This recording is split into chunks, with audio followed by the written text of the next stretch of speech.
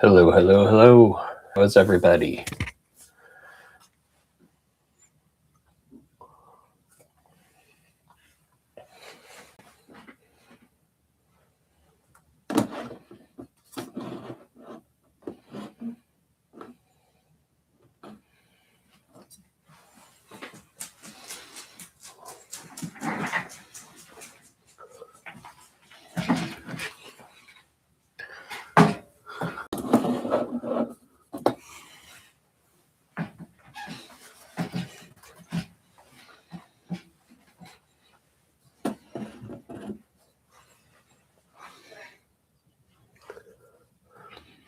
Hey, welcome to the castle. We're just gonna hang here for a minute, let some people come in. Castle Mania Lisa will be joining us momentarily.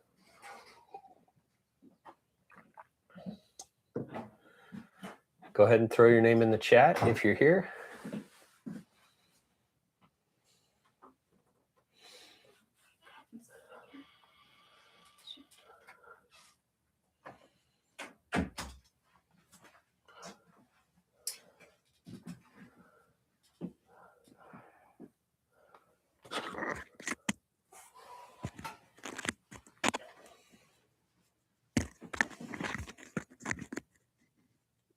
Who's the Intellivision gamer? You know, he came through earlier. Do we know them?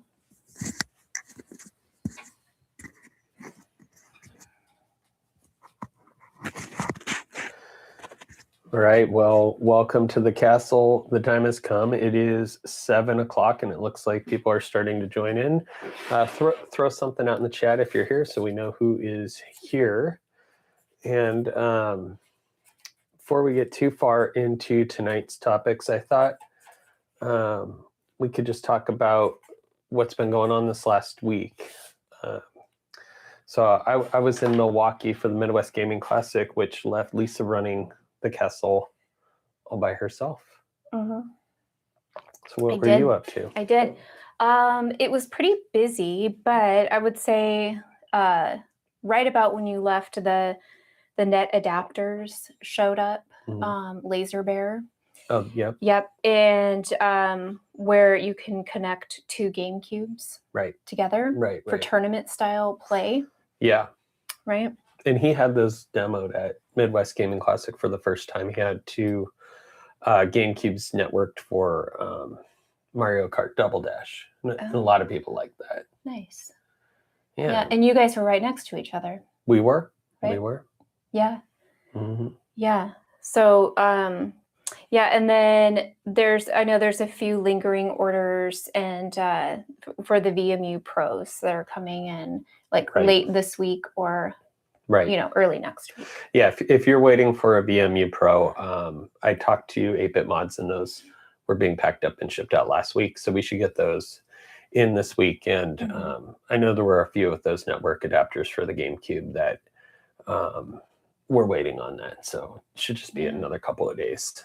So I didn't get to go to the Midwest Gaming Classic this year, but I really want to go next year so we can time it out better for that. But I know that you had a lot of fun, and so it sounds like, tell me about Sam and Dan and Griffin, and it sounds like you guys had a blast. Gosh. The Midwest Gaming Classic was a lot of fun.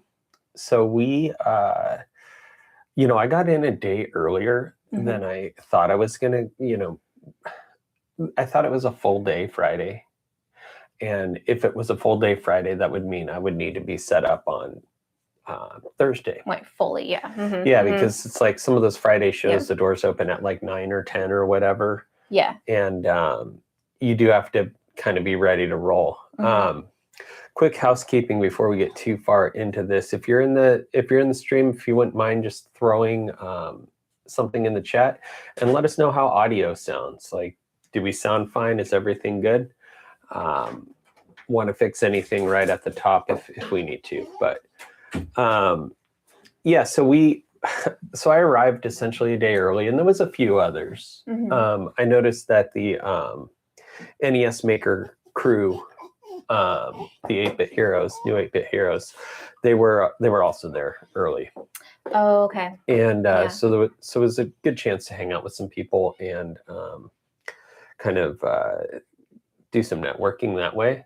Nice. But on Thursday, I was at the 3rd Street.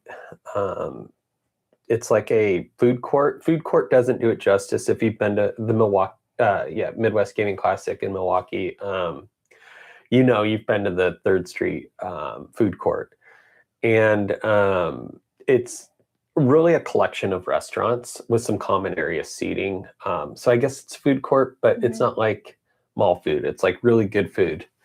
In fact, one of the restaurants in there is a pie shop, and they won they're like an award-winning pie shop, best in the state kind of thing. That's a big deal. That's cool.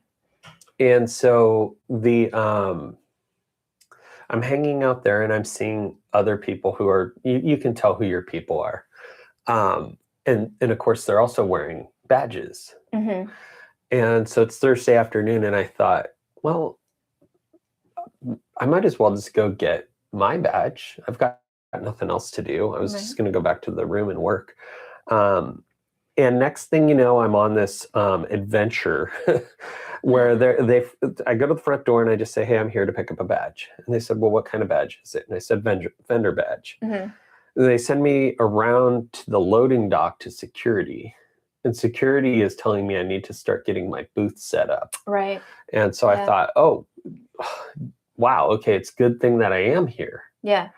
Really, they were thinking that I was one of the exhibitors, where there's like some sort of stage that needs to be built or something like that. Oh, okay. I guess they didn't understand that I'm a vendor in the vendor hall. Right. So long story short, I'm pushing the entire booth on a cart that probably wasn't rated for it. Yeah. Through the hallways of the hotel, they have the sky bridges.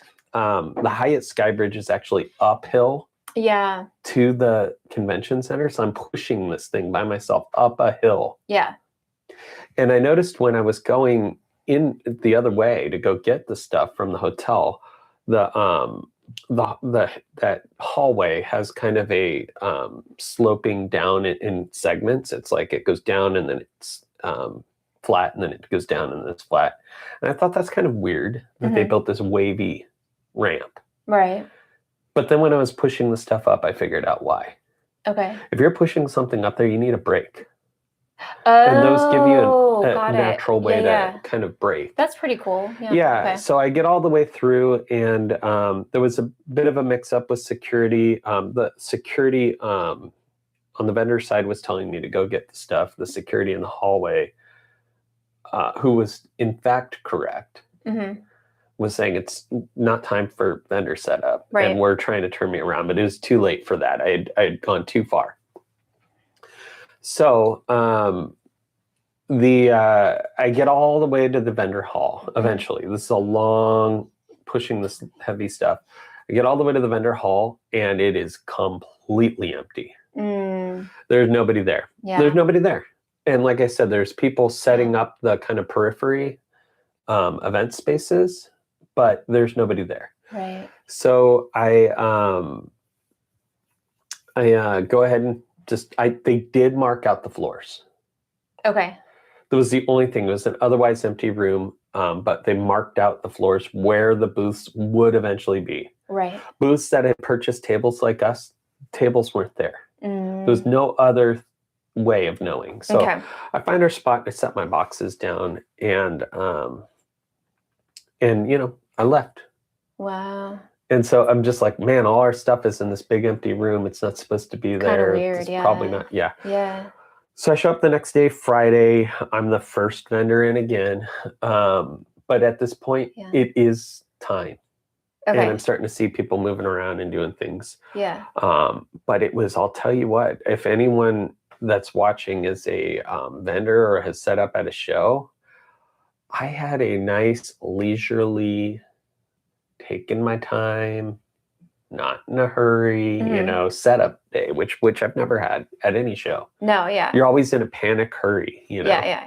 Still trying to price things, right? All the last minute stuff. Yeah. All of that. But I just thoughtfully and carefully kind of went through and set everything up. So anyway, the the whole getting there and setting up thing was pretty comical. Then let's see. The show started really Friday night is like what it was. The whole 3-day thing was Friday night is like a party. Okay. The free arcade is open. They've got live music. And then they have these like breakaway rooms where like different like artists or different events are going on. Yeah. So like one of my friends, their group is called Bit Built, and they're an offshoot from like, I guess this whole thing was originally started by Ben Heck, but now it's run by Shank. Okay. And Shank's a friend of the castle. These are the guys that are taking like Wii consoles and they're cutting them down like a Nintendo Wii, right? Mm-hmm. And they're cutting them down a little foreshadowing to something smaller than an Evercade game. Wow, okay. An entire Wii. That's crazy. Yeah. I would have to see that. They do it just to do it. Wow. Like just to show that they can do it, basically. Yeah. But then they kind of, sometimes they go in reverse. Like they'll take a Game Boy Advance SP, which is small, and they made like an XL version where you're like, okay, this is better, right? So that kind of stuff's going on Friday night. Yeah. And then it's also a chance to like meet up with your friends, go out to dinner, do all that kind of thing. Yeah. So yeah, I had a great time. I hung out with the NES Maker crew the first night. Yeah. And then I hooked up with Ernest from Final Fantasy Files and mutual friend Kai. And we kind of just palled around the rest of the time. Yeah. The next night we hooked up with the, see if I can get in there. Oh, Pixel FX crew. They were kind enough to give me this shirt. And they were demoing some cool stuff. Can't really get to it at the moment, but they had the Morph 2K. Oh, yeah. That they were demoing at the show. And some new mod kits, and they were showing the scalable video switches, which is going to be great. It's like a way to, it can be standalone, but it's probably largely going to be used by people who have G-Comp and G-SCART switches to kind of expand it. Nice. And that was really cool. Yeah, so it was just a lot of good times hanging out with friends. We, of course, had our booth, and we did some demos for Arcus Odyssey and Psycho Dream. That was the main big thing we were demoing. And yeah, so that was that. On the way out, I did do a pretty exciting interview that we did go ahead and put up on the channel. It's there for you now if you guys want to check it out. It was with Teryl Rothery from Stargate SG-1. And that was just like a really good opportunity to sit down and, chat Stargate with somebody who's from the cast, right? She played, I just want to interject. So she played Dr. Janet Fraser. Yep. Yes. She's the doctor. And, doctor at a military base where people are traveling off-world, pretty important job.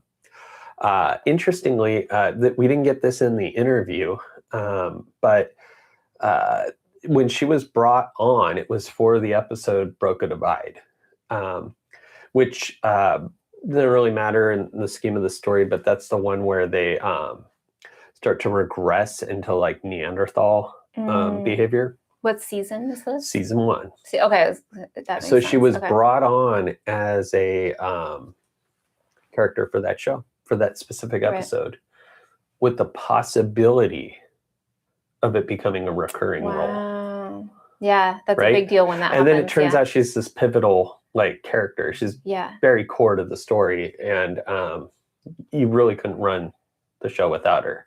I always really liked her on the show.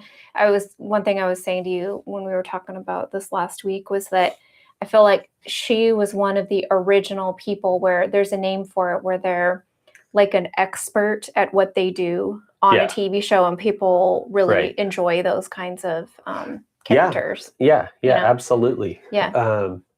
So she was a lot of fun to talk to. So yeah, I mean, check that out. It's on the channel. And we'll be doing some other types of follow-ups with her and with some other guests. We do have another interview coming up. Yeah, we do. Yeah. So later this week. Last night it was 2 a.m. our time. We were excited to do it, but it was, kind of fun and interesting, I guess, the timing of it all. We spoke with Chan Griffin, and he was in Australia. So we made our time zones work. And so Chan, if you're not familiar with his work, so he is a stunt coordinator and stunt performer, and he's been a part of some pretty cool movies. So like was a part of the Wolverine. I think that was one of the first big movies that he was a part of. And then I know he was really excited when he got to do Aquaman. Yeah. He was a part of Thor, Love and Thunder, and Ragnarok. Yeah. I really enjoy the Thor movies quite a bit. I really liked Ragnarok in particular. Yeah. I like the way that they did the characters and the acting in those movies. They're very fun to watch. So but he has this really cool new movie that just came out a couple months ago now called The Bluff. And so in the interview, we got to talk to him more about that movie, and that one you can watch on Amazon Prime. Yeah. Yep. And he was talking about how that shoot, it was super last minute, and they pulled it together, which is incredible. When you watch it, you would never know. Yeah. Yeah. And then we got to talk a bit about, the great Bruce Lee, and then also the new movie that he's currently filming right now. Yeah. So he had, ended his day shooting, and then met for the interview. And so that movie is based on anime, and that one of the stars is Sydney Sweeney. Yeah. This is a Gundam. Gundam. Yeah. Yeah, Gundam. Yeah. Which I didn't know that was coming out. No. But looked it up, and I mean, I guess that's already out there. So that's pretty cool. Yeah, that we're big anime fans. Yeah. I talked to Chan a bit about that, but yeah, so I'm pretty excited to see more about that movie when it comes out.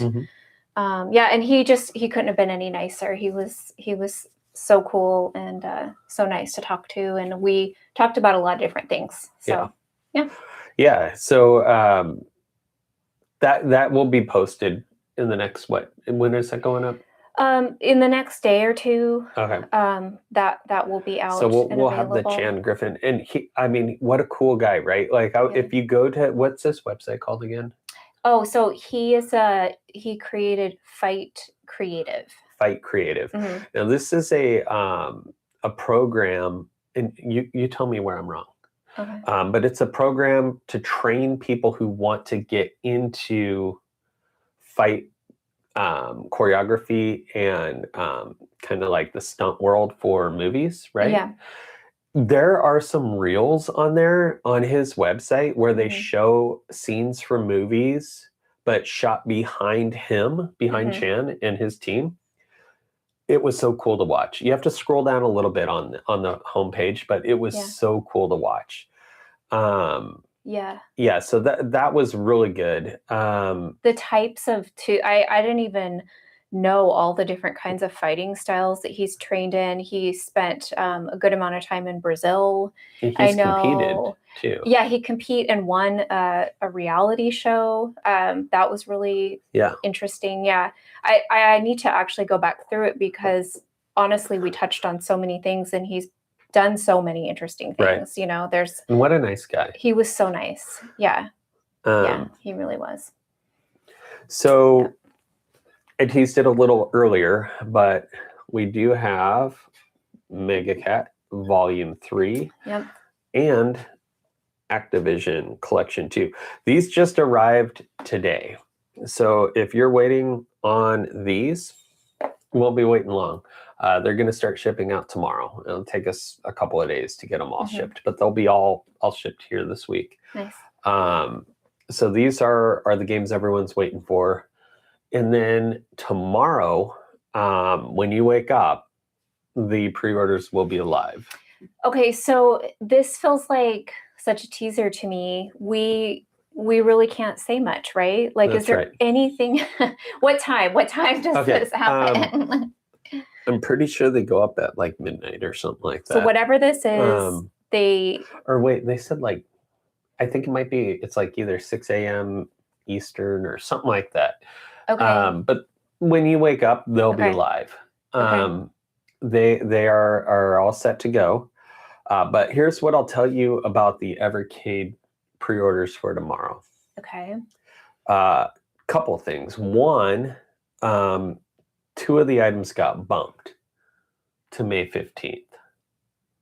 Okay. Oh, but they still do they go up for pre-order? They'll go up on May 15th. Okay. They'll go up on May 15th, and those are the 2 games that so they people were split. speculating Okay, they split apart this pre-sale or something. Okay. Yeah. Okay, got it. Okay. And instead, they kept it focused on what's going up tomorrow. Okay. What's going up tomorrow, nobody's guessed it. Partly because Evercade's never done anything like this. Really? Yeah. Okay. So it's not games, and it's not an accessory like a controller or something. It's something different. Okay. And it's super cool. Is anyone guessing though? Like people on the socials, what are people thinking are guessing, it could be? Do you know? Some people are thinking it's like Super Pockets. Okay. Some people are thinking that it's accessories, like maybe it's a light gun or something. Okay. What else have I heard? It's not something simple like a carry case or anything like that. This is something genuinely exciting. Okay. And I wish that I could tell you guys more. Yeah. But it's going to be something that you're going to want, and you're going to want to pay attention to. Okay. So, so it sounds like it'll be a lot of fun, whatever. Yeah, it'll be a lot of fun. Okay. And those will be up tomorrow. Those, and maybe we're starting to get into this territory, I'm not sure. Those, like the Nexus, will be run for a period of time. It's like a few weeks or whatever it is. Okay. So there's not like a hard stop, like, hey, we only got X amount of them. We'll actually be able to collect people's orders. Okay. Yeah. So that everyone that wants one should be able to get one. Okay. But again, we don't know if there's another wave or like we never know. Okay. We never know. Yeah, and my advice is to always just get it while the pre-order's open. Right. Just a simple fact that way you know you're going to get it. Okay, so that's happening tomorrow. Evercade games are shipping tomorrow, and pre-orders are opening tomorrow. Okay. So that'll be a pretty exciting day for Evercade. The other thing, and we talked about this a little bit already, but we had Psycho Dream on demo at the Midwest Gaming Classic. And a lot of people picked it up and played it. And a lot of people, and I mean, they're looking at our booth. Our booth has a big backdrop with like a castle, and like it's a spooky, it's Castlevania, right? But a lot of people picked it up and they'd play it and they'd go, oh, so it's like a Castlevania type game. And I don't know if they're just saying that because of the booth, but it does play like, I mean, it's an action, like, I don't know what to say, like, I wouldn't really say it's an RPG, but it's sort of like, I guess, a Metroidvania. Okay. I'm not super familiar with it myself. I only played it a little bit. And the reason is because it never came out here. It's one of those games that it's like, I had no reason to know about it growing up. Yeah. So that's Psycho Dream, and that's been fully translated into English. It'll be released for the Super Nintendo for the first time. And then the other game, and you guys will have to tell me in the chat if I'm wrong here, but this was the feedback I'd received, was Arcus Odyssey. There are a lot of people, everyone unanimously said it was a great game. Loved it. Yeah. That one's for the Genesis / Mega Drive. Apparently, part of the reason that's become so expensive, it did come out here. Yeah. But the original manufacturing run had a flaw in it where the boards are failing. Oh. So I guess there are people that can repair them or have repaired them, and I'm not sure what they were talking about, replacing whole chips. Wait, are you talking about the current version or the prior version? The one that came out in the 90s. Okay, got it. Had a flaw in it that they're failing now, which isn't very common. Like most of these games just work, right? But this one didn't. So it's like a low production run and they're failing. Right. So Arcus Odyssey, I guess that's a great game. Also one I wasn't familiar with. I honestly was more of a Nintendo kid. Like we didn't have a Genesis at my house. So that just wasn't one that I came across. I did while I was in flight, I did go ahead and cross one of the books off my list. And that was Exquisite Corpses Volume 1. Nice. This was my first, so I'm just kind of getting back into reading comics. And growing up, Image was like, Image in the 90s was everything. Like, I mean, that had Spawn, and it had the kind of like, if you're a kid at that age, you wanted something that was a little kind of grittier or whatever, cool, right?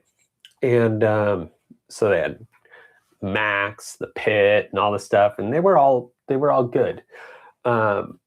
So I grew up with DC and Image, and I wanted to jump in. So I jumped in with Exquisite Corpses. I'm still working my way through it. It's bleeding into Volume 2 next, the original like story arc. So I don't totally know what happens, but I'll give you guys kind of the like lay of the land here. Basically, Exquisite Corpses tells a story. It's like a version of America where they say it's like the 10 richest families. I think it is 10. Yeah. They control the world, essentially. They're the ones pulling the strings behind the scenes kind of thing. And they have a pecking order. Okay. Who's in charge of the 10 families kind of thing. Yeah. And the way that works is every like so many years they have like a competition of sorts. And the competition involves basically they have these hired assassins. They drop them into some random town somewhere, and they all have to find each other and take each other out. That's intense. It's pretty intense. Yeah, okay. And they all have like specialties. So the way I would kind of like, and so that's happened. They've found this town. Yeah. These people are in the field. They're doing what they do. I would compare it to like The Running Man in some ways, where like you have these like kind of like gladiator type people that have like special abilities. So it's kind of like that, mixed with like the Hunger Games. Although this doesn't involve like citizens, it's just the selected characters. Right. And that's it. It is a little brutal. So I would say like if you're not comfortable reading that kind of thing, it falls into that category. You've been getting back into the NES. Yeah. So yeah, when you were gone at the Midwest Gaming Classic, and you know, our kids, they're of the age where they're just prom was going on for them, but they were kind of just like busy, off doing their stuff with their buddies, and so it was me and Cotton here, right? And so so we pulled out the it's actually not the original NES. Oh, really? No, it's the other one. What we were using to play the original. Yeah. So it's the analog NT. Yeah, which is great. I really like it a lot. Yeah. But yeah, so I was using that. Okay, so first I was playing Tetris. Yeah. Okay, and it's been a minute since I played Tetris. Yeah. Okay, so like recently, for example, I've been playing like Solitaire, and there's this game, I want to say it's called Mahjong. Okay. Yeah. But like on the computer, and it's super fun. Okay. They do have a NES, Famicom Mahjong. Really? Yeah. Okay. So that's a super fun game. I was like, this has had a resurgence, but I was like, I've seen this before. So that makes sense now. Okay. I remembered it. Okay. Yeah.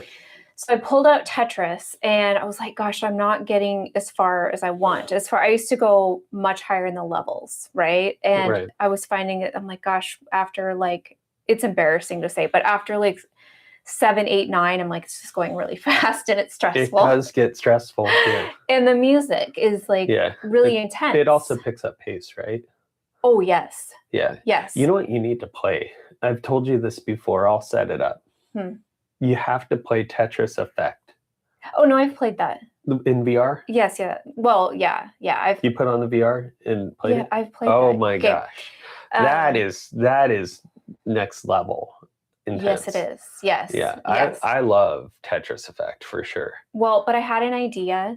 Okay. So, when you're playing Tetris, I was like, you really need to like either turn the music off or pick different music that's like calming, right? And so I was thinking about like some of the lo-fi like gaming vinyls actually I think would work. What we've been listening to. Tetris. Yeah, because it's super chill. I mean, that's a lot of times chill is in the name of the vinyl. Yes. Yeah.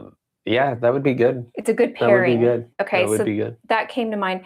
But then, so I was like, okay, I'm going to switch. So I switched back. I love Dr. Mario. I switched back to that. Now on that one, I can get really far on that one. I think that I was close to level, I know I got to like level like 16 or something like that. On what? Dr. Mario. Oh, you did? Okay. Yeah. Which it starts very high up. Yeah. The amount of viruses in there. Yeah.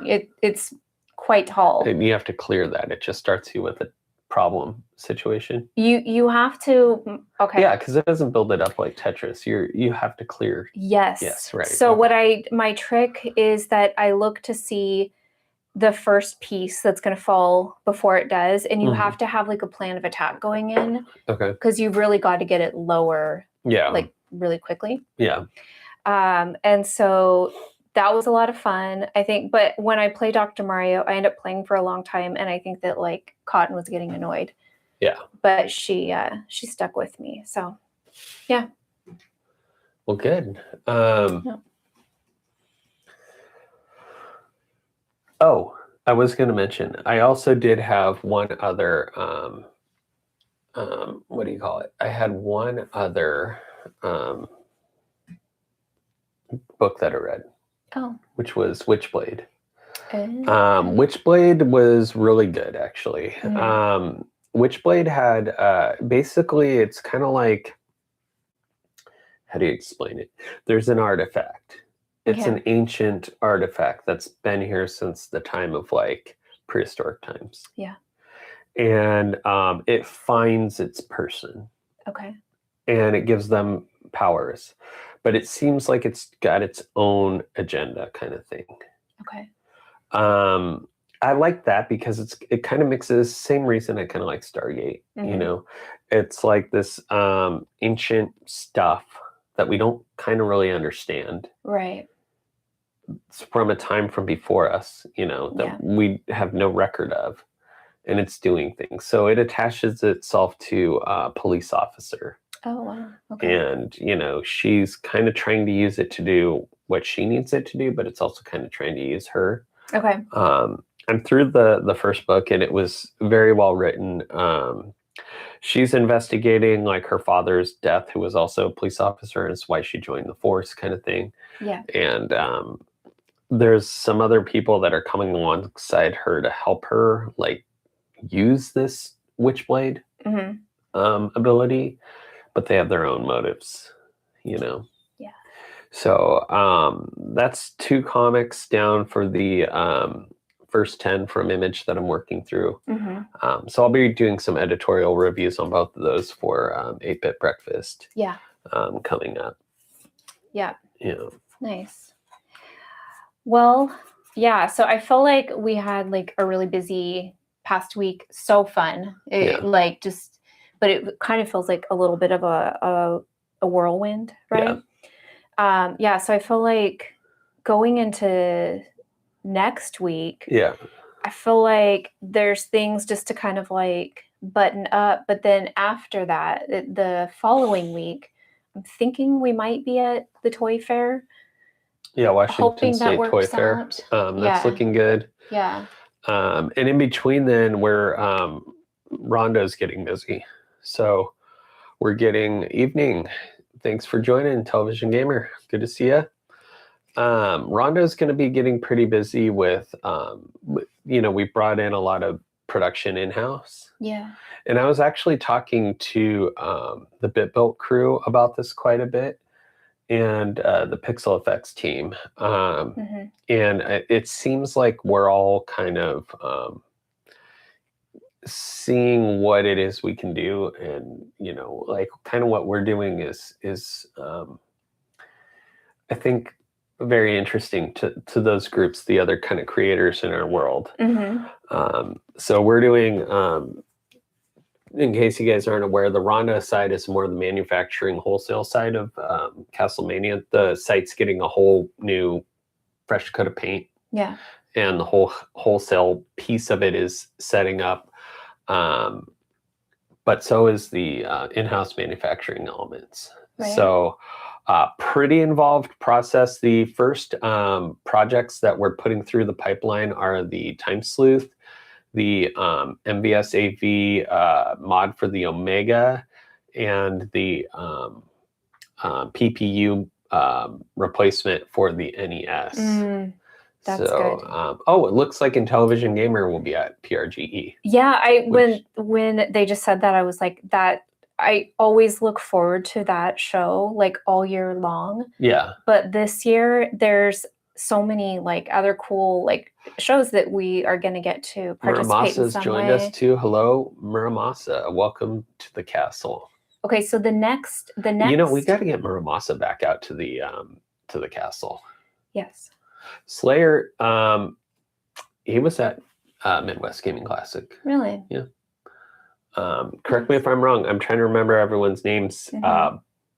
But I remember talking to you. You came up and we chatted for a little bit. That's awesome. Yeah. So it was cool. Yeah, exactly. Okay, I had the right person in mind. It was super cool to see people, from online, and there were a good handful of people, even out in the street. Oh, I didn't tell my Griffin story. I was going to say, I totally missed my Griffin story. Yeah. So one of the things I love about the Midwest Gaming Classic and just conventions in general, two things, and don't let me forget. I have a new perspective on the different conventions after going to Midwest. Okay. So I want to come back to that. But we were out. So Midwest Gaming Classic, if you guys haven't been there, is it's kind of like a couple block radius of everyone hanging out. Yeah. So I would say the main hubs are the Hilton.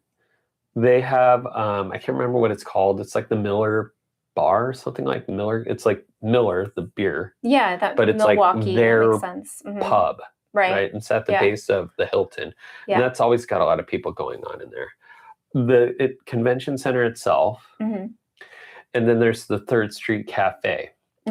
There's Docks that is like offset by about a block. Right. But if you know it's there, you know it's there.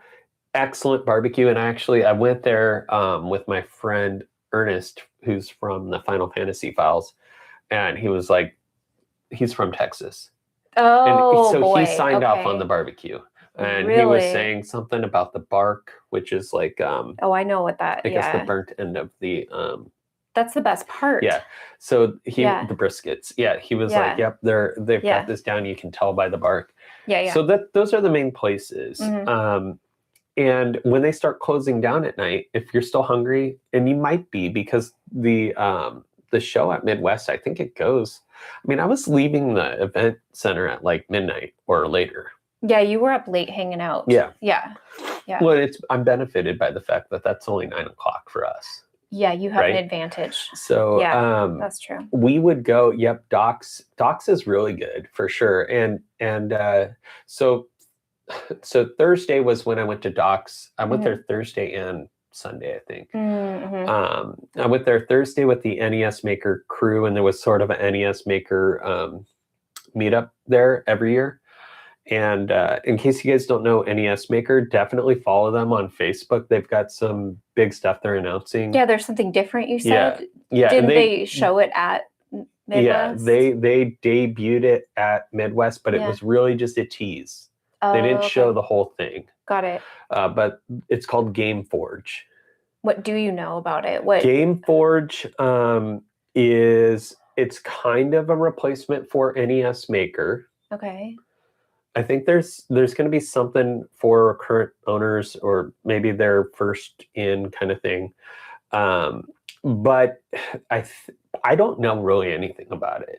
But what I'm speculating is that they have a component library. Yeah. That's shareable, basically blocks of code that save you from having to write vanilla anything, right? And the whole point of NES Maker is to make game development approachable, and it totally is in its current state. Yeah. But I don't really know. That's just me speculating, and I'm not speculating based on anything anyone on the team told me. I'm actually assuming that based on a post from John Riggs, who was at the he posted something like Sunday morning learning tree. Learning tree is an odd thing to say. Oh, but to me, was thinking component library. Okay. But you guys can speculate too. That's where I was getting my information. Anyway, Doc's was the bomb. But back to my Griffin story. Yes. So after like 9 o'clock, a lot of these places are closed, even on Friday or Saturday, with a big convention going on, which is kind of crazy. So there's this 24-hour sandwich place. Okay. But they're not really 24-hour. You can scan a QR code and they'll bring it to the door kind of thing. But it's kind of awkward, and it was cold, and we were hungry, and we didn't know how long the wait was going to be. And so we're like, oh, man. This was me and Ernest and Kai. We were standing outside this place ready to get some sandwiches. And this dude, Griffin, comes up, and he's like, oh, are they closed?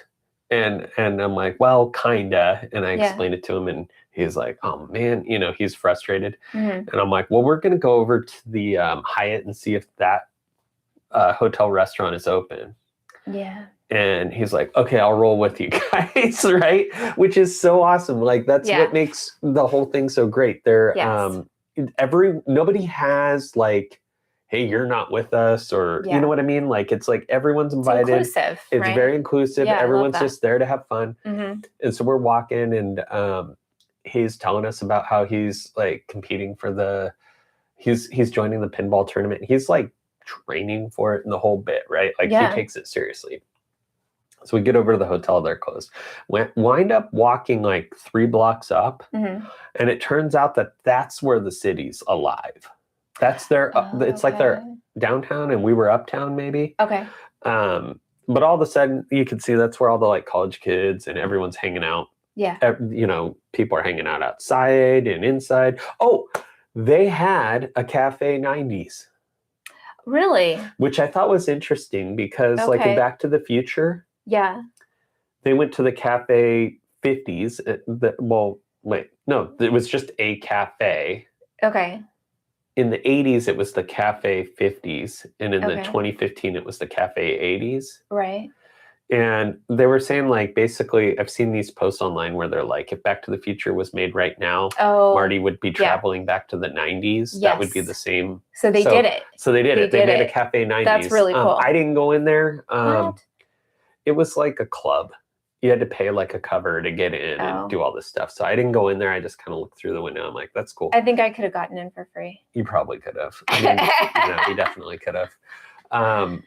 But we went to a place called The Brick or Bricks, and they did pizza cool by too. the slice. Okay. All right. They had some weird pizza.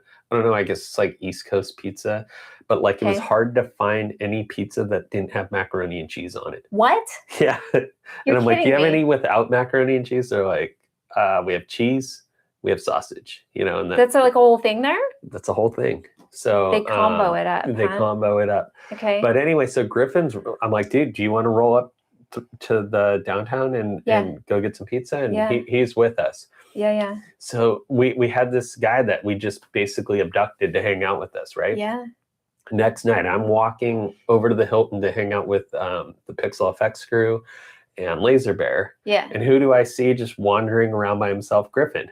So I abducted him again. I love it. And then the next day, Dan from Pixel Effects ran into him and had dragged him into the show. And so it was funny because we kept seeing this one guy. Yeah. And we kept pulling him into what we were doing. And he was such a go with the flow guy that that's fun. Yeah, I just thought that was fun. So Midwest Gaming Classics, super cool. Mm-hmm. I had said going into it that I thought it was the biggest convention. Yeah. It isn't. No. It is not like physical size. Like it's deceiving because it's on 3 floors. Right. And it's got a lot going on. Mm-hmm. I would say it's got the most entertainment. Right. They had a BMX tournament. Oh, no way. They had live music. Wow. I didn't see it this year, but they'd done, and I'm sure they did. They had cosplay competitions. Nice. They have a huge tabletop tournament. So it's tabletop games. They had all that going on. Yeah. Mm-hmm. All kinds of things going on, right? Oh, and the other thing that was kind of cool, the guests that you want to get their autograph? Yeah. They're in the main hallways. Okay. They're not in the main rooms. Okay. So if you're going from one place to another, you're going to walk past them. Okay. But they aren't in the vendor hall. Interesting. So I thought that was actually a cool layout. Okay. PRGE vendor floor is at least double the size, if not 2.5 times the size. Yeah. The PRGE arcade is significantly bigger. Right. Okay. So I had that kind of mixed up in my head. I hadn't been there since 2023, or maybe they scaled some stuff back. I don't know. Yeah. But it was super fun, and PRGE is super fun in just different ways. Yeah. So I would say those are definitely, and we're going to Classic Game Fest. Is that the next for sure? That's in July. Oh no. Okay. So what is the one? Where were you going in June? There's another one. Maybe it's June. It's in Austin, Texas. There's one in June and there's one in July. Well, we have Washington, so it's two SummerCon. in June. SummerCon you might be thinking of? No, there's 2 in June. Yeah. Yeah. Oh, Too Many Games. Yeah. Too Many That's Games. We're going to Too Many Games. Right. Now, if you guys are going to Too Many Games, let us know. We're going as attendees. Mm-hmm. Mm-hmm. So we're just going to kind of enjoy the show. Yeah. And be there with you guys. So would love to coordinate some hangouts and whatnot. I'm going to be there with Candy's Classic Game Shrine. If you don't know her, look her up. She does Virtual Boy content, and she's like the place for Virtual Boy kind of. She has created some new figurines, I believe. She was telling me a little bit about it. They're what do you call them? You scan them into, help me out, guys. You scan them into games to get unlock things. The Evercade cards. If you got in here late, these just arrived today.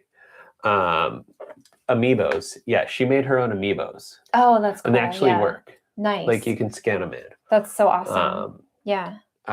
You should do that with the Utah show as well. When is that's in August. I'm up for going to that. Is it near where you live, Muramasa? Would love to go crash that with you. And do you have a booth there? Yeah, I would. I've never been to Utah. I've heard that's a really good show, actually. Yeah. John Riggs has been there. And Muramasa does that show, or at least goes to it occasionally. Yeah. So it'd be awesome to go see them down there. I've heard it's beautiful in Utah. Oh, I know. Stunningly all the beautiful. State parks national parks. The scenery there, and the weather and everything, So remind me, Muramasa, but yes, I would like to get there.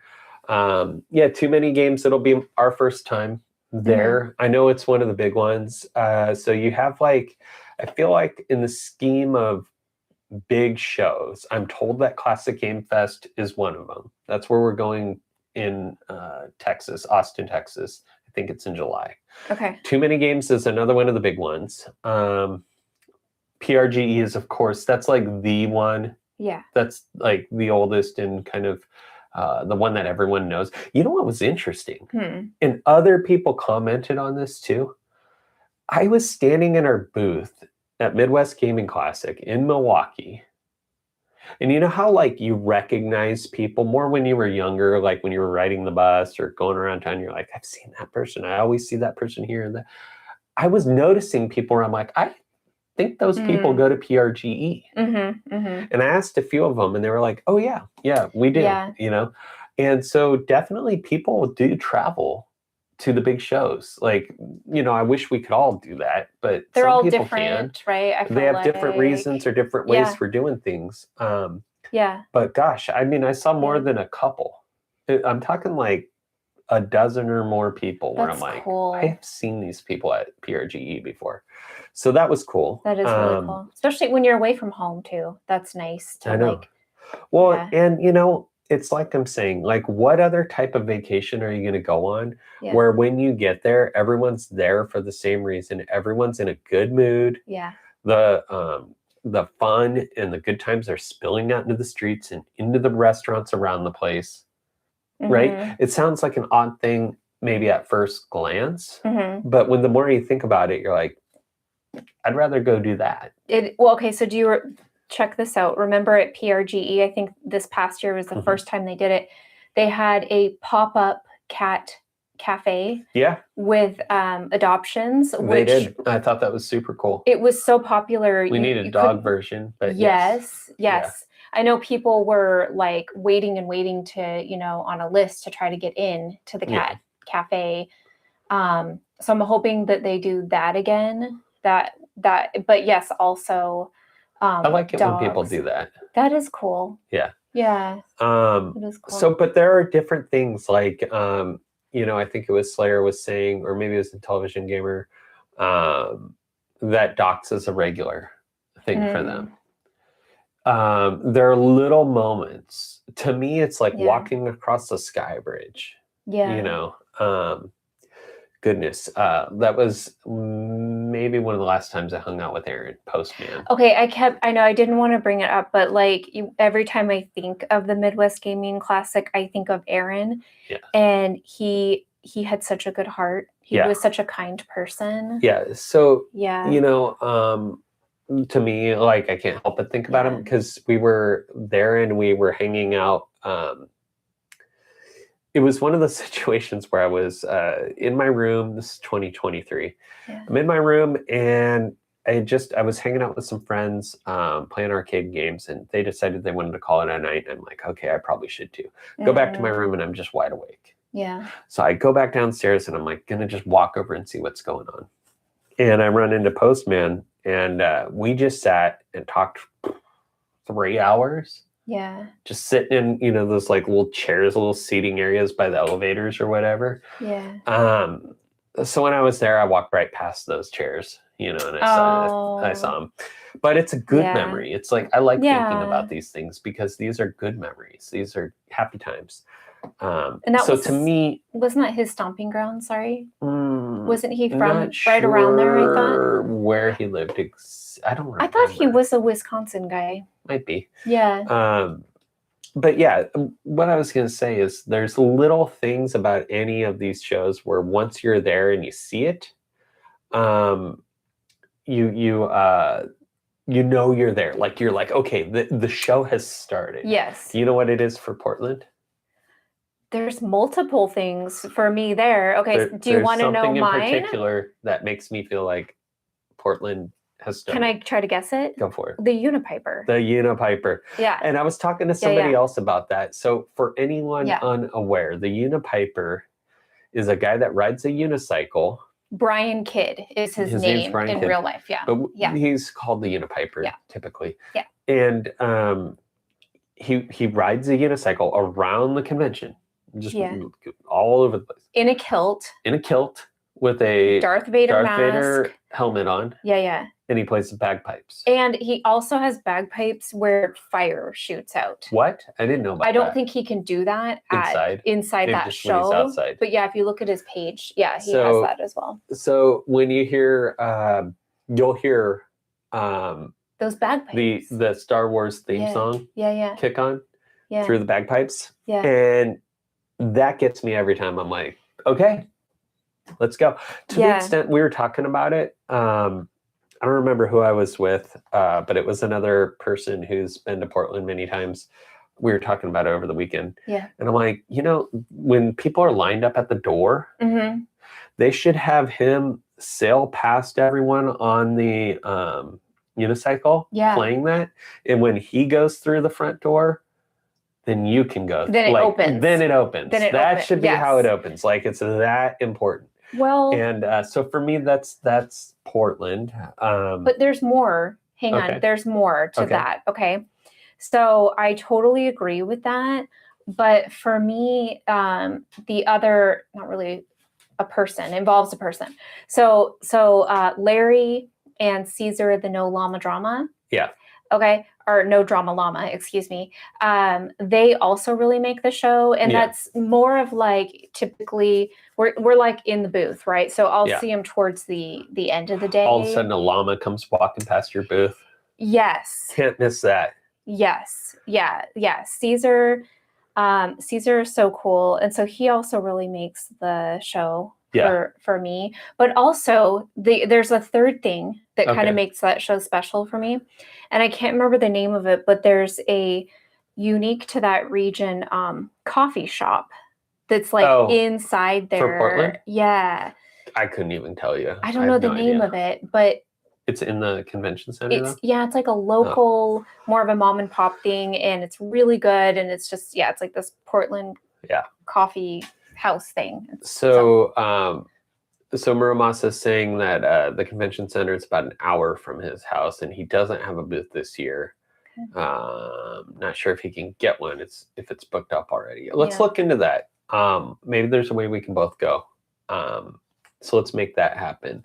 Slayer 768. And by the way, next time, Slayer, we'll be back next year.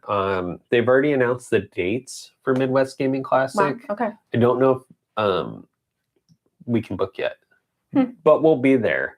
And he's saying we go together 7 deep and stay at an Airbnb and just game one night and go to dinner. It's a lot of fun. So you're rolling 7 deep. Like, let me know when you're going to Docks, and we'll bring our groups together and we'll just do like mega. I mean, it is so cool because, I know Dan and Greg, Dan from Pixel FX and Greg from Laser Bear. I talk to them all the time. Yeah. I love talking but like I'll be sitting there at a table and they're talking to somebody else and somebody else talking to, I'm meeting people. I talked to somebody in the Bit Built crew for like an hour. I'd never met. And it's just weird that no matter who you sit across the table from, you're on the same page. You know what I mean? Yeah. This guy from the Bit Built crew, and I didn't even get his name. Young guy, 24 years old. He repairs and restores legacy equipment for the Smithsonian. Wow. So old reel-to-reel tape machines. Wow. He's so young. Broadcast equipment. Yeah. Wow. And so to the extent that he's gotten himself a reputation, right? That's so cool. And so whenever anyone has any of this old equipment and they're looking to get rid of it, they call him. Wow. And so KCTS9 in Seattle called him up.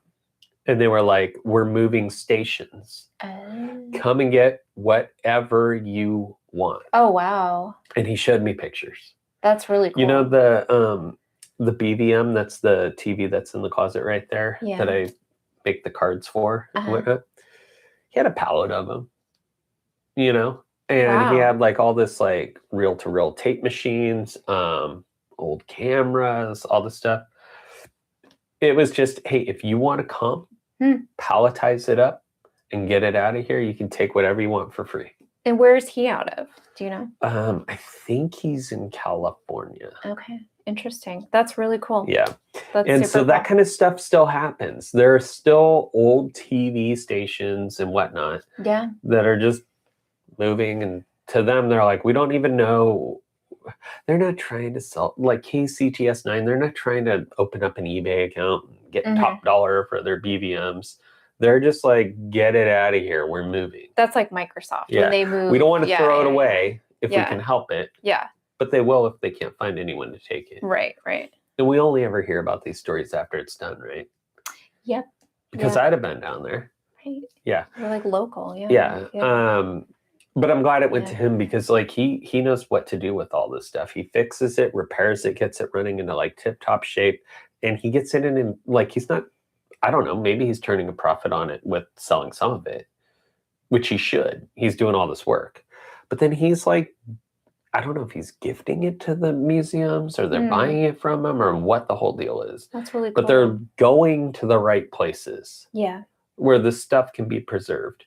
Because when it comes to physical media, it's good to preserve the media, of course, but you need a way to play it too. Yeah. Demonstrate it, show it. And some of this stuff is just too old and too esoteric, right? It wasn't commonplace. Like when we're talking about an NES, there are millions of those in every household in America. Sure. When we're talking about legacy broadcast equipment, he was showing me, for example, footage, and I think he said he has the actual tape from it, of the first helicopter footage, where somebody took footage from a helicopter. Oh, wow. That's cool. And he was, because I was like, that doesn't, like, that's weird. Like, what's significant about that, right? Right. And, I'm trying to remember. It was like the first HD footage. Part of it is obviously the shaking of the camera, and there being a camera that could accommodate that. Sure. But there was some other stuff, and there's like this whole story to it. And like he has all this stuff, and he's like archiving it. It's just interesting. Yeah. That's cool. So that was cool. And this is the thing. I had no idea I was about to get into that conversation. Yeah. I sat down to look at Shank, who just cut down a Wii console into the size of a pack of playing cards. That's so crazy. And ended up talking about all that stuff to somebody for like an hour. So anyway, I mean, that's pretty much what went on down at the Midwest Gaming Classic. Quick recap before we wrap up for tonight. For anyone that didn't catch the beginning of the show, a couple of things. One, Evercade games showed up today. These are shipping out tomorrow, and it'll take a couple days to get them all shipped. New Evercade pre-orders are going up tomorrow. It's not games, it's not accessories, it's something different, and it's something freaking awesome that you guys are all gonna like. The next batch of games will be up in 2 weeks. Arcus, Odyssey, and Psycho Dream pre-orders are up for a couple more weeks. We actually also, I didn't mention this earlier, but we just put up pre-orders for the, what is it?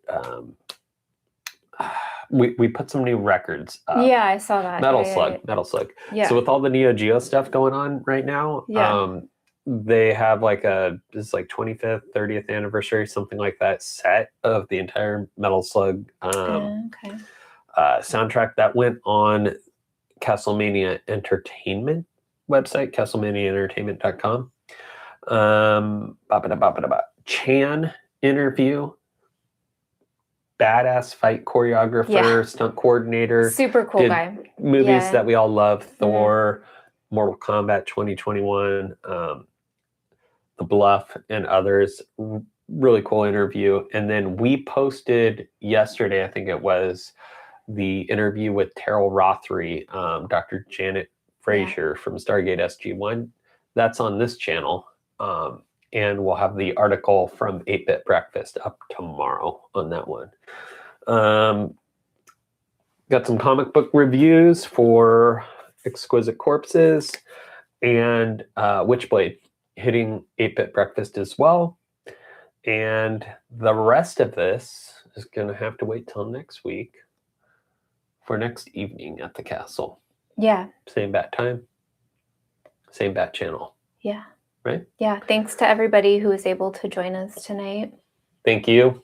Shout out to Slayer, Muramasa, Television Gamer, and everyone else. We'll see you next week.